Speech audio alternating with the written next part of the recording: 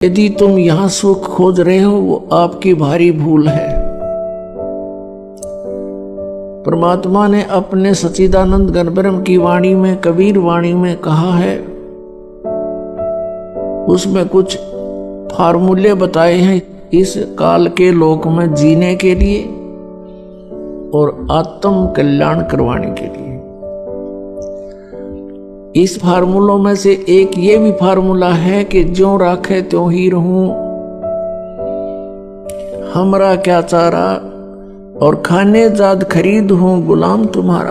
परम संत की खोज करके उस पूर्ण परमात्मा की भक्ति में लीन हो जावे और फिर परमात्मा से यही प्रार्थना करे कि जैसे आप रखो प्रभु अपने बच्चे को, उसी तरह रखना। जो राखो तो ही रहूं, जैसे राखोगे ऐसे ही रहूंगा मैं। और फिर कहते हैं, राज्य क्रमता राम की रजा धरे जो शीस, दास गरीब दरस परस्तिस बैठे जगदीश। परमात्मा की रजा में राजी रहे, प्रसन्न रहे, जैसे भगवान फिर रखे। जैसे जब तक हम परमात्मा की शरण ग्रहण नहीं करते हैं, अपना जीवन जी रहे होते हैं, तो हम अपना प्रारब्ध ही भोग रहे होते हैं। उसमें दुख भी भयंकर आ सकते हैं और यहाँ के नकली सुख भी प्राप्त होते रह सकते हैं। कौन से सुख? जैसे पुत्र प्राप्ति, कोई व्यवसाय की स्थिति ठीक हो जानी, इस तरह के जो सुख हैं ये भी खूब मिल जाएंगे आपको। लेकिन इन सुखों का अस्तित्व कुछ नहीं है। ये आपके काम के नहीं हैं। आपके पास अरब संपत्ति होगी, अरबों की, अगले दिन आपकी मृत्यु होगी। वह संपत्ति आपकी कहाँ थी? आपके संतान है, पुत्र पुत्री हैं, पोते पोती हो गए, देवता देवती हो गए। आप मृत्यु के उपरांत पशु योनि प्राप्त कर गए, कुत्ते में घूम रहे हो, सैर सपट्टा करते उन गलियों के आगे से, आपको टूक भी ना डालने हुए।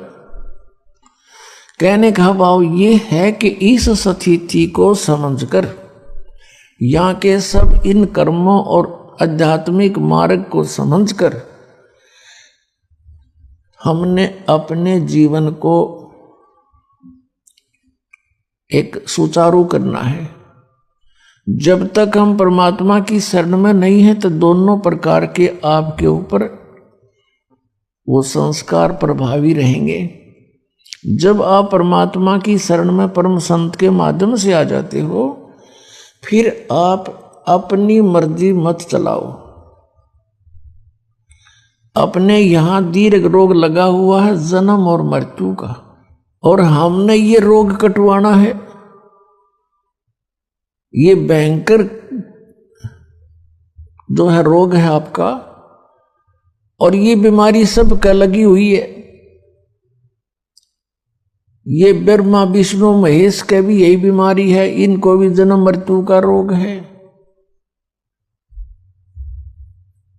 और आप जी ब्रह्मा विष्णु महेश से ऊपर किसी को मानते नहीं थे, विशेषकर पवित्र हिंदू धर्म के श्रद्धालु। और ये भी जन्म मृत्यु के रोग में, सरपुरुष यानी ब्रह्म भी जन्म मृत्यु के रोग में, अक्षर पुरुष भी जन्म मृत्यु के रोग से ग्रस्त। केवल एक परम अक्षर ब्रह्म, जिसको सत्य पुरुष कहते हैं, वो कबीर देव हैं, कबीर साहब, वो इस जन्म मृत्यु के रोग से मुक्त हैं और वे वैद्य हैं,